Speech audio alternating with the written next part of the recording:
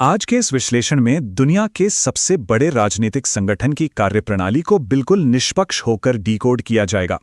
Data, तथ्यों और ऐतिहासिक घटनाओं के जरिए उस सिस्टम का विश्लेषण करेंगे जिसने भारतीय राजनीति की पूरी दिशा बदल कर रख दी।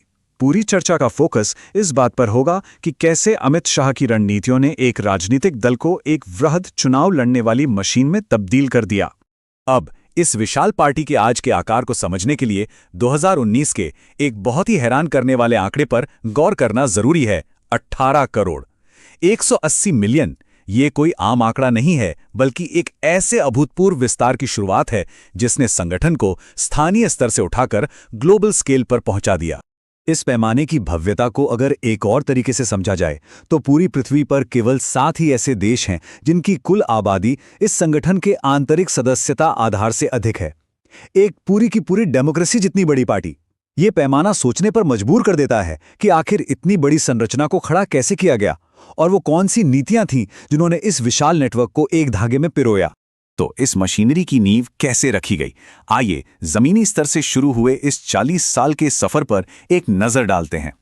एक टीनेज कार्यकर्ता के तौर पर पोस्टर चिपकाने से लेकर यह सफर कई दशकों तक चला। 1987 में युवा विंग से शुरुआत, 1989 में अहमदाबाद शहर का सचिव बनना, 1997 में सरखेत से विधायक का चुनाव जीतना और अंततः 2014 में राष्ट्रीय अध्यक्ष के शिखर तक पहुंचना। रातों रात कोई जादू नहीं हुआ। ये एक सुनियोजित और क्रमिक विकास था, जहां राष्ट्रीय स्तर पर पहुंचने से पहले स्थानीय गतिशीलता में पूरी तरह से महारत हासिल की गई। इस पूरी रणनीति का मूल दर्शन सिर्फ एक लाइन में सिमटा हुआ है, जो बूथ जीतता है वही चुनाव जीतता है। ये बड़ी और हवाई बयानबाजियों को किनारे रखकर बिल्कुल माइक्रो लेवल की राजनीतिक लड़ाई पर फोकस करने का शानदार उदाहरण है। चुनाव लहर से नहीं, बल्कि मतदान केंद्र की बारीकियों को समझकर जीते जाते हैं। तो आइए अब इसके सबसे दिलचस्प हिस्से की बात करते हैं, माइक्रो मैनेजमेंट प्लेबुक और मशीनरी का सटीक विश्लेषण। राजनीति में पन्ना प्रमुख का कॉन्सेप्ट एक असली गेम चेंजर साबित हुआ। पन्ना यानी वोटर लिस्ट का एक पेज और प्रमुख यानी उसका इंचार्ज। ये एक ऐसा इनोवेशन है जो राजनीतिक प्रचार को किसी मल्टीनेशनल कॉर्पोरेट डिस्ट्रीब्यूशन नेटवर्क की तरह चलाता है। एक समर्पित कार्यकर्ता की जिम्मेदारी सिर्फ और सिर्फ उसी एक पन्ने पर मौजूद वोटर से जुड़ने की होती है। चुनाव के गणित को इतने सधे हुए स्टेप्स में बांटने से अनिश्चितता लगभग खत्म हो जाती है।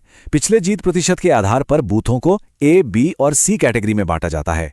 फिर पन्ना प्रमुखों को तैनात करके टारगेट सेट किया जाता है कि सी बूथों को बी में और बी बूथों को ए में अपग्रेड किया जाए। ये वोटर्स को मोबिलाइज करने की कला को एक कैलकुलेटेड साइंस में बदल देता है। सिस्टम को करीब से ऑब्जर्व करने वाले इसे आई ऑफ सॉरन इफेक्ट कहते हैं।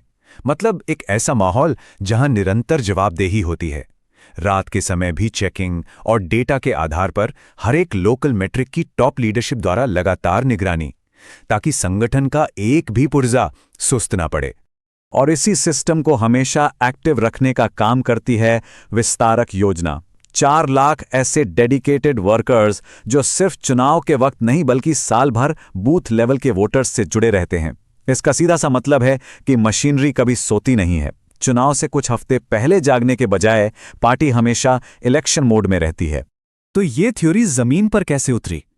चलिए भारत के सबसे बड़े सूबे उत्तर प्रदेश की 2014 की प्रयोगशाला में चलते हैं।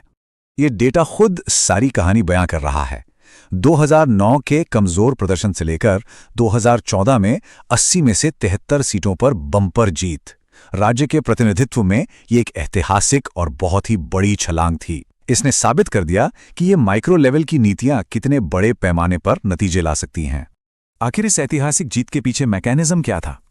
इसमें शामिल थी 1,40,000 इंडिविजुअल वोटिंग बूथों की जबरदस्त मैपिंग, गैर यादव ओबीसी और गैर जाटव दलितों की सोशल इंजीनियरिंग और पारंपरिक मीडिया को बाईपास करने के लिए 450 GPS enabled mobile video van का इस्तेमाल। यहां विचारधारा से ज्यादा सख्ती से उम्मीदवार की विनेबिलिटी या जीतने की क्षमता पर जोर दिया गया।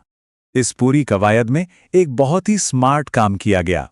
पारंपरिक सत्ता के दलालों पर निर्भर रहने के बजाय उन्हें पूरी तरह से बाईपास कर दिया गया। गांव के उन दूसरे सबसे प्रभावशाली लेकिन हाशिए पर रहने वाले नेताओं को ढूंढा गया और उन्हें सशक्त किया गया, जिससे पुरानी व्यवस्था और इकोसिस्टम को सफलतापूर्वक पलटा जा सके। पारंपरिक हिंदी बेल्ट में जड़े जमाने के बाद अगला बड़ा फोकस राष्ट्रीय विस्तार पे था, खासकर पूर्वी और पूर्वोत्तर राज्यों की तरफ। और यहीं एंट्री होती है नॉर्थ ईस्ट डेमोक्रेटिक अलायंस या नेडा की। ये एक ऐसा मास्टर स्ट्रोक था जिसे खास तौर पर स्थानीय नेताओं को एक साथ लाने और पूर्वोत्तर राज्यों में उपस्थिति बढ़ाने के लिए डिजाइन किया गया। समान विचारधारा वाले लोकल दलों के साथ गठबंधन करके उस क्षेत्र में आसानी से प्रवेश किया गया जो ऐतिहासिक रूप से पार्टी के प्रभाव से दूर था।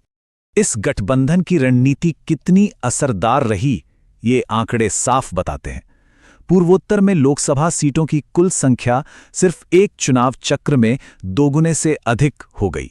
2014 की 8 सीटों से उछलकर 2019 में 18 सीटें। इस नेशनल फुटप्रिंट को कायम रखने के लिए टेक्नोलॉजी का जबरदस्त इस्तेमाल हुआ।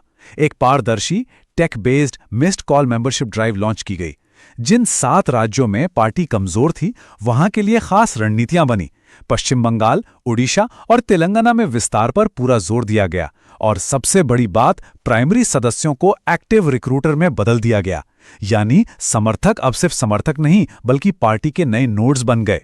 और ये हमें इस विश्लेषण के कंक्लूजन पर लाता है। इस कड़े अनुशासन और डेटा ड्रिवन कार्यप्रणाली का नतीजा ये हुआ कि सिर्फ 5 सालों में पार्टी के सदस्य 3.5 करोड़ से बढ़कर 18 करोड़ हो गए। 5 सालों में 6 गुना की ये विस्फोटक वृद्धि इस माइक्रो मैनेजमेंट का सीधा परिणाम थी। इस विशाल संरचनात्मक पुनर्गठन को गहराई से समझने के बाद एक बहुत ही महत्वपूर्ण सवाल खड़ा होता है। क्या बिल्कुल एटॉमिक लेवल का ये राजनीतिक माइक्रो मैनेजमेंट और डेटा आधारित चुनाव लड़ने का तरीका दुनिया भर के लोकतंत्रों का डीएनए हमेशा के लिए बदल रहा है?